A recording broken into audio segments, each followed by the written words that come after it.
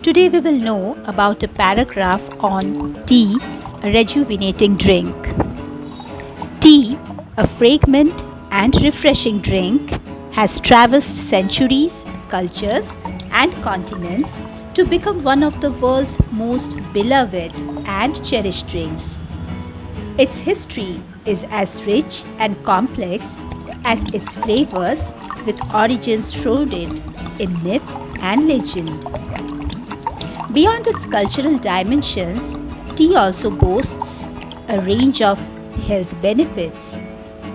Rich in antioxidants, tea is believed to aid in reducing the risk of chronic diseases, including heart disease and certain types of cancer. Additionally, tea contains L-theanine, an amino acid known for its calming effects, making it a popular choice for relaxation and stress relief. There's a certain magic in the simple ritual of brewing a cup of tea. As the fragrant steam swirls up, it carries with it a soothing promise of serenity. Whether it's a brisk embrace of black tea, the delicate dance of green tea, or the calming whispers of herbal infusions, each sip is a journey to tranquility.